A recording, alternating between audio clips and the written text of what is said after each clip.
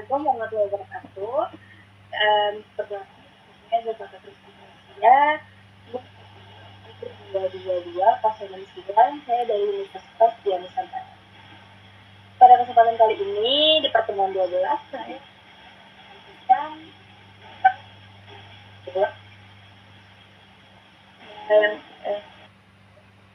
menjelaskan tentang konsep manufaktur. Di mana proses membangun mentah menjadi baru jadi yang melibatkan nilai ekonominya sedikit. Proses ini melibatkan berbagai tahapan seperti perancangan, pengelolaan bahan, perakitan, pengujian kualitas, hingga pengemasan. Manufaktur menggunakan berbagai alat, tenaga manusia, mesin, dan teknologinya untuk mengubah tampilan, sifat, dan nilai produk. Manufaktur ini mempunyai ruang lingkup audit di bidang produksi. Yang pertama ada perencanaan produksi, yang kedua kontrol kualitas, yang ketiga produktivitas dan efisiensi, yang keempat metode standar kerja, yang kelima pemeliharaan.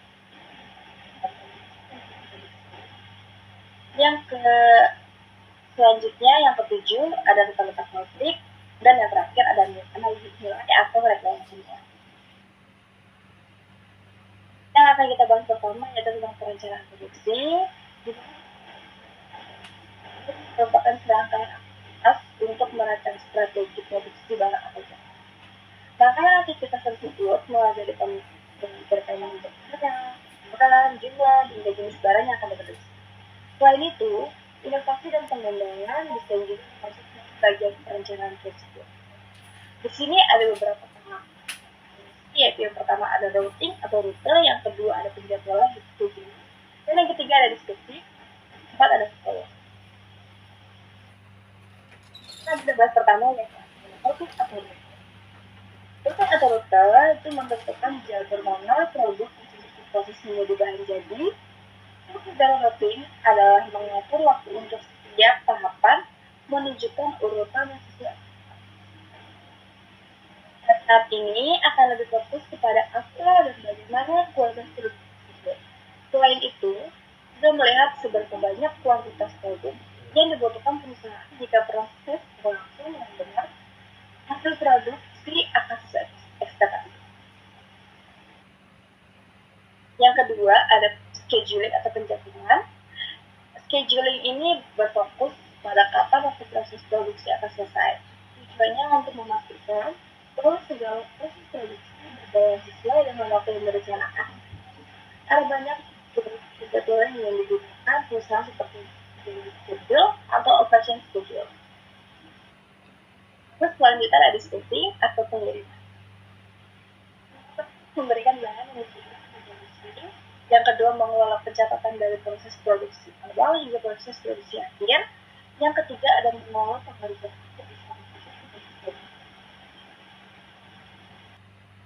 Lalu yang keempat menggunakan perlu mengetahui apakah barang produk atau adakah hambatan produksi. Nah, kemudian perlu melihat hasil dan membandingkan dengan rencana awal. Jika tidak sesuai, berarti ada hambatan yang perlu diketahui solusinya. Itu harus diperlukan untuk mengantisipasi kekeliruan dengan mengelola hambatan. Lalu selanjutnya kita akan bahas tentang kontrol kualitas atau quality control. Proses untuk memastikan bahwa produk yang diproduksi memenuhi standar kualitas yang ditetapkan. Melibatkan pengujian sebelum dijual ke konsumen. Jadi kita harus benar-benar cek lagi nih kualitas kita layak nggak gitu untuk diedarkan ke konsumen. Lalu penerapan quality control ini juga melibatkan teknik dan alat pengujian dan pengetahuan dari tenaga kerja yang terlibat dalam proses ini. Penerapan quality control yang harus kita jelaskan dapat meningkatkan kualitas produk dan meminimalisir efek terbang. Lalu di sini ada produktivitas dan efisiensi. Kekuatan perusahaan manufaktur dapat diukur dari efisiensi dan produktivitas pada sistem produksi. Sistem produksi yang efisien dan produktif akan menghasilkan produk berkualitas. Manufaktur akan berusaha menggunakan produktivitasnya untuk dapat bersaing dengan kompetisi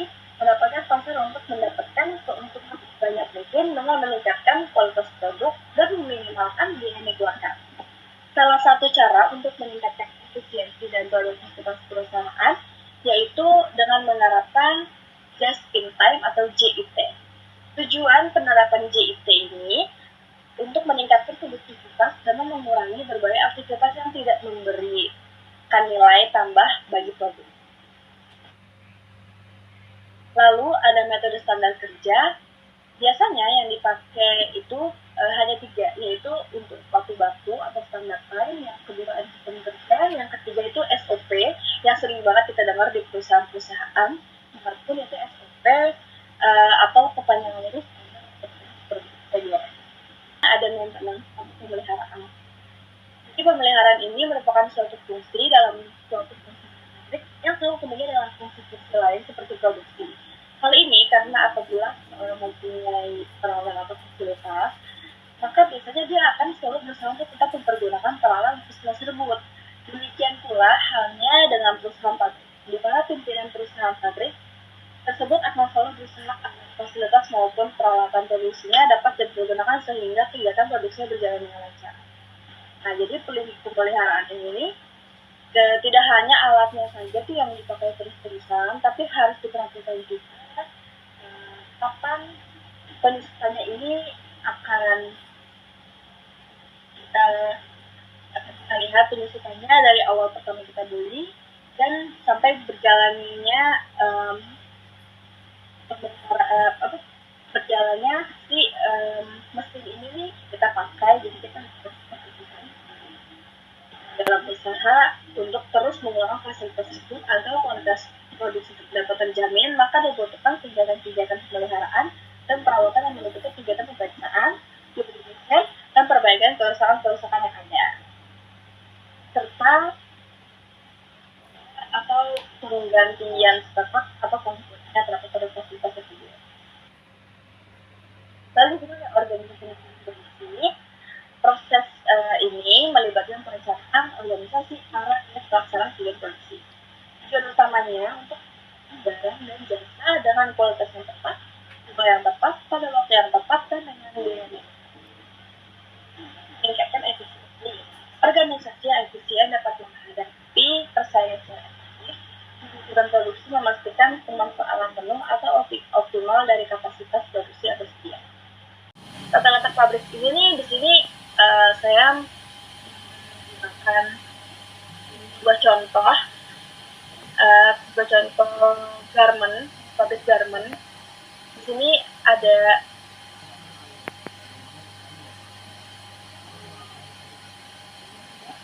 ada resipi. Ini kan yang kita tahu itu adalah barang masuk.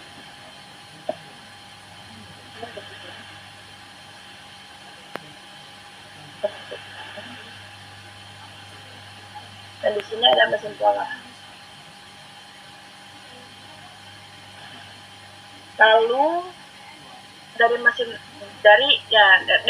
resipi ini itu biasanya ini bahan yang sama sekali bahan mentah, lalu masuk ke mesin pola, lalu masuk ke meja potong. Nah, yang nantinya dari meja potong ini disetor ke sablon berdiri, lalu ke sablon duduk. Nah, dari sablon berdiri dan sablon duduk ini jahit, lalu jahit, selanjutnya kita diobras, lalu obras, ini kita masuk ke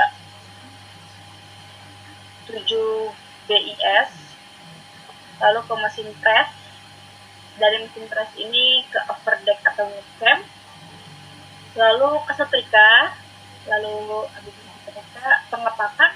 Nah, di pengepakan ini tuh juga ada gudang. Jadi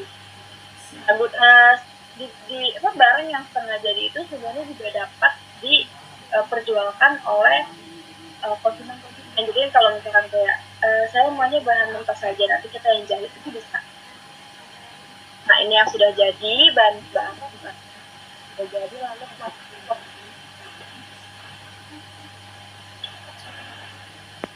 aktivitas perusahaan, model masukan keluaran. Produktivitas perusahaan dapat diukur dengan membandingkan output atau keluaran dengan input atau masukan. Dihitungnya yaitu produktivitas sama dengan output dibagi input. Masukan adalah sumber daya yang digunakan untuk menghasilkan output seperti tenaga kerja, bahan modal, dan fasilitas. Sementara output adalah hasil yang diperoleh dari suatu kegiatan. Manufacturing atau audit manufaktur. Audit manufacturing merupakan pengujian atas ketaatan atas kebijakan yang telah digariskan dalam bidang operasional, efisiensi dalam menyelenggarakan atau tujuan di bidang operasional, serta efektivitas dari pencapaian tujuan tersebut. Pelaksanaan audit manufacturing mencakup seluruh manufacturing dan lingkup fungsi manajemen. Lingkup fungsi dalam suatu perusahaan bagian fungsi yang terdapat dalam organisasi perusahaan. Jadi, dalam lingkup manufacturing tercakup semua yang terkait dalam usaha untuk mentransformasikan masukan berupa tenaga dan keahlian, bahan dan peralatan, dana serta informasi menjadi keluaran berupa barang. Lalu langkah-langkah audit manufacturing.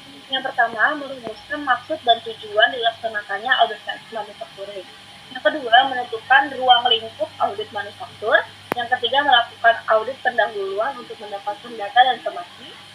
Untuk menguji program dan prosedur audit manufaktur. Yang kelima, melaksanakan program dan prosedur wawancara. 6. Mengolah dan menganalisis hasil temuan. Dan yang ketujuh, membuat laporan istimewa temuan penting dan sasaran perbaikan. Nah, di sini saya ada satu contoh kasus. Ariba Mode adalah sebuah perusahaan garmen yang berlokasi di Depok. Perusahaan ini bergerak dalam bidang penjualan pakaian jadi dan produk unggulannya adalah kaos gaul motonika. Ariba Mode berdiri sejak tahun 2000. Mereka sempat mengalami kejayaan pada tahun 2003. Namun sampai sekarang perusahaannya terus mengalami perubahan. Dalam rangka untuk kejayaan seperti tahun 2003, manajemen Ariba Mode akan audit manufaktur dengan diadakannya audit manufakturing. Ini diharapkan dapat menemukan kelemahan dan peluang yang dapat dilakukan oleh perusahaan untuk dapat kembali bersaing dengan perusahaan-perusahaan lain. Itu saja presentasi dari saya mengenai manufaktur. Selebihnya mohon maaf apabila ada salah kata yang disengaja maupun tidak disengaja. Terima kasih saya ucapkan. Wassalamualaikum warahmatullahi wabarakatuh.